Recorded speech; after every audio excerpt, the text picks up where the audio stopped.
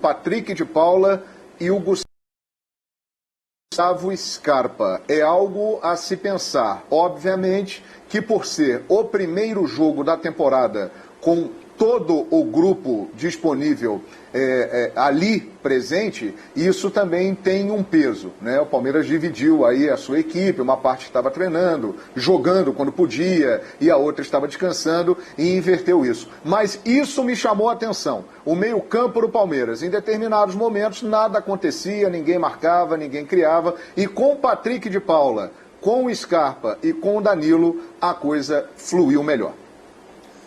O Guilherme não gostou muito do Palmeiras, o Jean Oddi também não, nem o André Kfouri. Vamos saber do Vitor Birner qual foi a primeira impressão que ele teve aí do Palmeiras depois da vitória diante do Defensa. Tudo bem, Birner? Boa noite, amigo.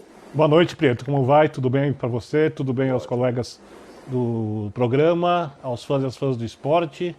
Eu discordo da avaliação do André, eu vou muito mais na linha do que disse o Jean. E eu entendo o porquê do Palmeiras não ter jogado bem. Tenho duas certezas. O Palmeiras joga muito mais do que mostrou hoje. E o primeiro jogo da temporada tem a ver com isso, né? Porque o meio-campo do Palmeiras foi frouxo na marcação. Havia muito espaço de Defensa e Justiça trabalhar. Lado direito, assim, com muitas lacunas. O gol, por exemplo, Defensa e Justiça, o Felipe Melo está completamente perdido ali na jogada do meio de campo, né? O Palmeiras teve bastante espaço para contra-atacar, o Defensa também errou bastante, alguns passes em saída de bola, passes no meio de campo, o próprio gol, que tem uma bela construção do William e o Rony com força e velocidade ganhando o primeiro gol do Palmeiras, nasce de um erro de passe do Defensa, onde não havia pressão do jogador do Palmeiras em cima do jogador que erra o passe. Isso para mim é um retrato do que aconteceu na partida. Eu acho que o Palmeiras teve a ideia de se fechar e contra-atacar, não conseguiu executar essa ideia bem, e eu sei que o Palmeiras consegue executá-la de maneira elogiável, como ele mostrou na última temporada, principalmente nesses jogos grandes, né? Jogos decisivos, os principais jogos da equipe. Então, para mim, o fato de ter sido a primeira partida da temporada, a condição física não ser a ideal, do ritmo não ser o ideal, do coletivo não estar ainda no patamar ideal, tudo isso tem a ver com essa atuação do Palmeiras. Acho que o goleiro cooperou no segundo gol, apesar da falta bem cobrada pelo Scarpa. E acho discutível a anulação do gol de empate do Defensa e Justiça. Apenas para esclarecer o que eu disse aqui na abertura da minha participação. Não entendo que o Palmeiras fez uma partida maravilhosa. Evidente que não. Não sei se essa foi a impressão do que eu disse. Agora, o Palmeiras teve sim alguns problemas de posicionamento que foram detectados pelo seu técnico, cujos gritos eram perceptíveis. Excelente. Ele se preocupou muito com o preenchimento de certos trechos do gramado no campo de defesa do Palmeiras o tempo todo. Ele também reclamou com bastante frequência por uma maior pressão dos homens de frente na saída de bola do Defensa e Justiça. E dava para perceber que algumas coisas, alguns aspectos defensivos do funcionamento do Palmeiras hoje não agradaram o seu treinador. O símbolo disso é o gol, que é uma falha defensiva assim, bastante visível, porque a bola entrou por dentro em dois passes, a bola passou, perdão, por dentro, em dois passes até chegar ao atacante que finalizou, ele estava desmarcado, e é óbvio que isso precisa ser corrigido.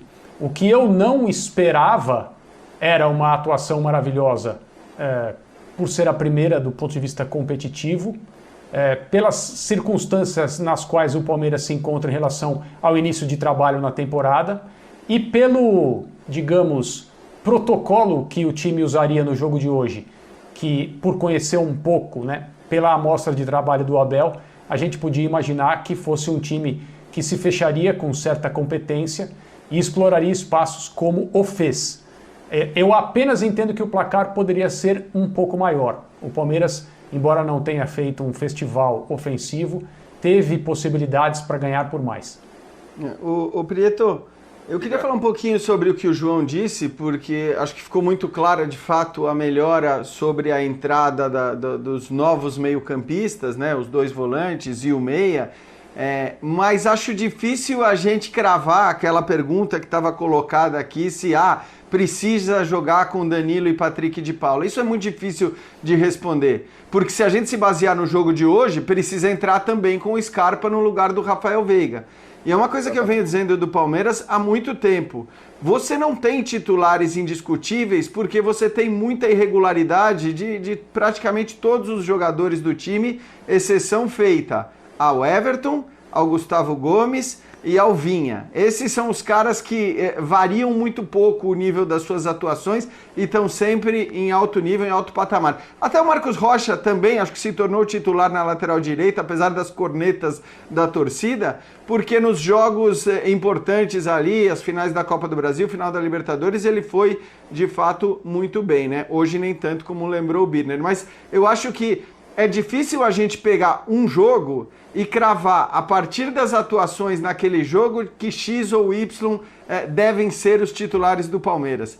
Para mim está muito claro que o Palmeiras não tem e que o Abel não tem motivos para ter certeza de que o titular é o Felipe Melo e o Zé Rafael, ou o Danilo, ou o Gabriel Menino, ou o Patrick de Paula, porque todos esses jogadores de alguma maneira têm tido altos e baixos, né? O mesmo vale para os meias abertos ali, que hoje ele trocou por laterais num determinado momento do jogo. O mesmo vale para o Rafael Veiga, que fez sim a sua melhor temporada no Palmeiras no último ano, mas que não é um jogador absolutamente regular, né? Ele joga 1 ou 2 jogos bem, depois desaparece por 1 ou 2 e aí volta a fazer um gol. Então, não é tão fácil assim essa escolha dos titulares indiscutíveis do Palmeiras, porque acho que todos os jogadores, exceção feita aos nomes que eu citei, têm mostrado uma certa irregularidade. Eu incluiria o Menino nesses nomes aí. Mas o próprio Menino acabou virando reserva, né? E já não era titular nas finais da Copa do Brasil. Mas eu estou de acordo com você que dos garotos é o mais regular. Então, eu acho que o Palmeiras, para a temporada, é uma equipe promissora. Isso daí é uma discussão que a gente vai ter durante o ano. Acho que o próprio Palmeiras vai se provar uma equipe muito competitiva e uma das candidatas aos títulos que disputar. Mas eu acho que o jogo de hoje põe sim um dilema pro treinador do que fazer no domingo. Porque o Flamengo também está em início de temporada. O Flamengo treinou mais que o Palmeiras, teve 2 semanas a mais de treino que o Palmeiras para estrear com seus principais jogadores. O Palmeiras conseguiu dar um descanso, como o Flamengo também conseguiu dar. Quer dizer, o Flamengo treinou mais que o Palmeiras. O Flamengo descansou seus jogadores, como o Palmeiras também pôde. O Palmeiras terminou a temporada depois. E o Flamengo, vale lembrar disso. Só que se o Flamengo... Tudo bem que o Flamengo jogou contra o Madureira. O Defesa e Justiça não é um time bobo. A vitória do Palmeiras é uma vitória que tem que ser considerada. Mas se a gente assistir no domingo a reprodução do que as equipes fizeram, o Palmeiras nesse jogo e o Flamengo na sua última partida, o palmeirense pode ficar preocupado. E o treinador precisa tomar uma decisão. Mas você compara o nível do Madureira ao Defensa e Justiça? Não, eu não comparo o nível do Madureira ao Defensa e Justiça. Mas, por exemplo, o Flamengo esmagou a saída de bola de um time que tem uma saída de bola ruim. Hoje o Palmeiras não conseguiu esmagar a saída de bola porque não tinha força física nem compactação necessárias para esmagar a saída de bola do Flamengo, né? Do Defensa e Justiça. E o Flamengo vai tentar pressionar a saída de bola do Palmeiras. A não ser que o Rogério mude de jeito de jogar, eu não acredito que vai fazer isso. Não vai tentar pressionar a saída de bola. O Flamengo, por exemplo, Defensa e Justiça deu espaço pro Palmeiras contra-atacar. O Flamengo também vai dar algum espaço. O Palmeiras não foi bem nos contra-ataques. E, por exemplo, o espaço que o Palmeiras deu do lado direito hoje não teve nada a ver com a capacidade de construção do Defensa e Justiça.